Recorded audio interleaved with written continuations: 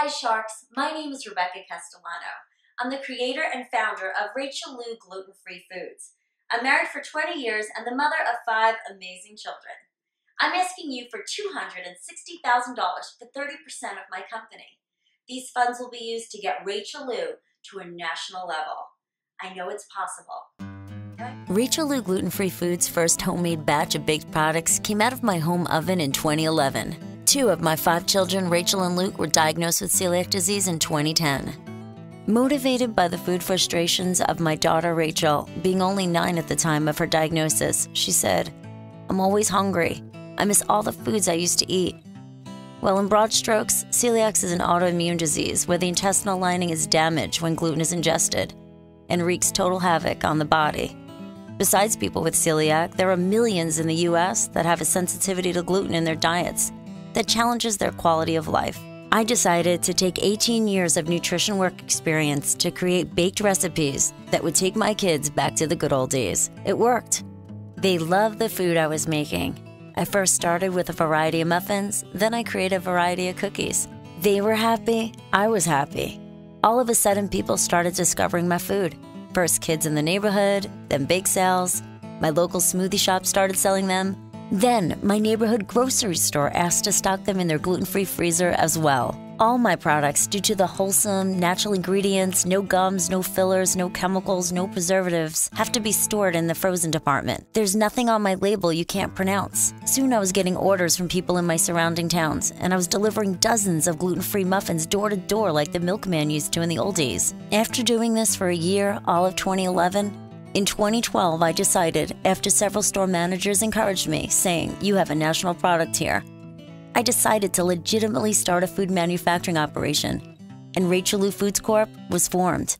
With a borrowed investment of my kids' college fund of $60,000, I spent the next 12 months preparing for the setup and launch of a legitimate, commercial, traceable food manufacturing company. I had all the challenges with limited funding to take this massive effort on. It was one thing to have your gluten-free food selling in your neighborhood, but to take a food product and sell it to a retail store buyer is another effort entirely. No one is aware of you.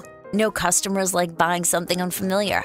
So after all my inspections, website completion, the many months of ramping my home recipes into large volume production output, artwork completion on my logos, creation of packaging, all my compliance, the purchase of commercial automation equipment for our 2 food lines of gluten-free muffins and cookies. We have 6 total SKUs on the market. And after establishment of a commercial cooking site that we rent, after a year of this setup, I launched our commercial effort in the beginning of 2013, coming right off the back of Hurricane Sandy. Our company launch was exciting. They had a big ribbon cutting for us. Even a New York senator, Senator Laval, attended. My challenge? To take a delicious, worthy, unfamiliar food brand door to door to store buyers, managers, with the goal of building sales and awareness. In 24 months, I spent weekdays, weekends, nights, going store to store selling, setting up my demo booths for hours on Saturdays and Sundays in store aisles demoing our food. Everyone pitched in, even my kids. This is an effort that can't be cheated. You have to be committed with a new food brand to sample that food to customers in the stores. Word spreads, sales grow, brands begin to establish traction. Besides these in-store efforts, I am our company's head baker. I do the ingredient purchasing, the receiving, the mixing and creating of our batter and cookie dough, and finally the baking and packaging. A total food production effort. Unfortunately, with all our funding used up for startup, I had to wear all the hats to get this going. That's what you have to do to have a shot at making it in something like this. Thank goodness my husband was my organizational backbone, helping me in the areas of administration, compliance, logistics, and production. That's what you can do when you're married. Cheap labor. No distributors, no staff, no budgets, and I haven't even taken a paycheck yet. Progress was happening. We established the products in some of the biggest health food stores from the Hamptons to Manhattan. My products were selling. So much progress that I received a tweet from Whole Foods asking me to contact them. A team leader in Long Island region contacted me asking to sample our products. It took 10 months in the application process to establish my Whole Foods vendor number, but finally, we arrived in their freezers. It was January of 2014 when we delivered our first cases, and the products are selling through and customers are buying them. From there, we were extended vendor numbers from some of the biggest grocery chains on Long Island. Chains like Uncle Giuseppe's, Ivorone Brothers, North Shore Farms, Wild by Nature, ShopRite, We even had Long Island's biggest news station do a story on us. Our story aired every 10 minutes for 24 hours on a continuous news loop for 24 hours. That was advertising we could never have paid for. We built complete brand awareness from Eastern Long Island, including all the Hamptons, west through all of Queens. But I understood the business model where we needed to go. We needed to be in every U.S. retail market, 3,000 to 10,000 stores. My goal was to scale this national. That is where major acquisition for your food brand becomes possible, and where major profitability lives. I needed volume demand, more stores. And here's where the story got real for me. Because with all the market success I was experiencing in 2013 and into 2014, midway through 2014, after I realized I had a handle on my product, we were set up in our systems. I was ready to scale up. Again, my products were selling through some of the biggest grocery stores on Long Island.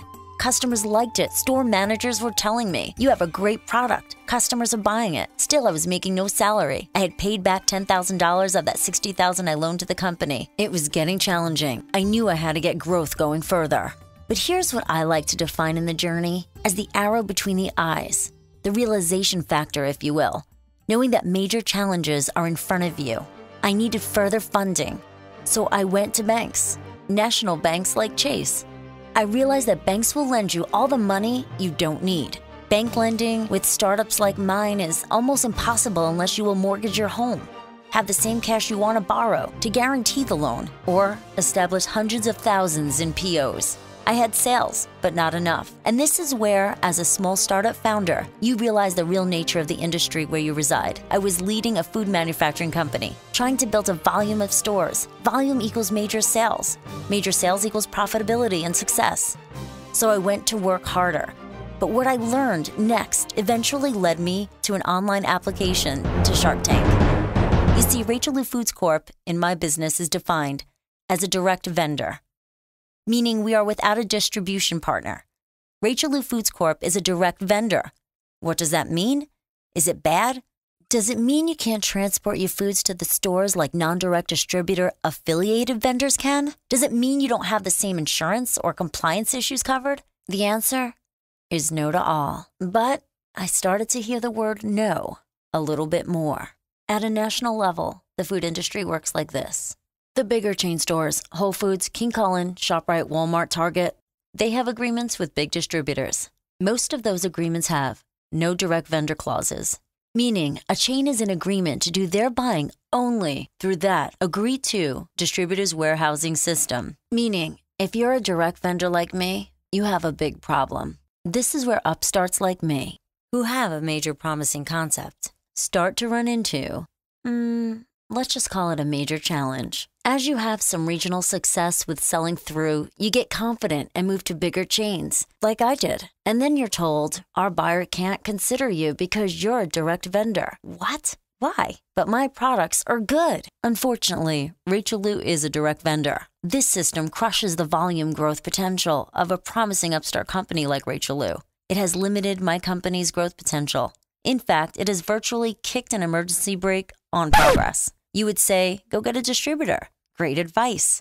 Unfortunately, it is impossible to get the store volume and sales volume to get a distributor like UNFI or Bizzuto motivated to take your product lines into their food warehousing system. So you're forced to partner with smaller distributors. Some handle several big chain retail locations here, some over there. Most of those small distributors' outfits are weak in their abilities and efforts to help you grow. In 2013, I had a brief relationship with a small distributor. Awful results. I provided and cultivated their biggest account. They devastated our price points, no in-store marketing, and zero follow-up. I was told by store buyers that this distributor is known for gouging price points. We had no choice but to terminate that relationship. Thankfully, we preserved the buying relationship, but unfortunately, our status is back to direct vendor status, which means this buyer can't buy us until we are established with an approved distributor. I know, crazy stuff. This is simply the system. I'm not here to change it, but I realized I could only go so far on my own. This dynamic, unfortunately, put a chokehold on our sales for 2014. Not because the product isn't a hit with customers, not because the product lines can't grow to be something that's able to sell for 20, 30, maybe even $40 to $50 million to a major food manufacturer in the future. It's just a little glitch in the system that I need a hand with. And this is why I submitted my application to Shark Tank.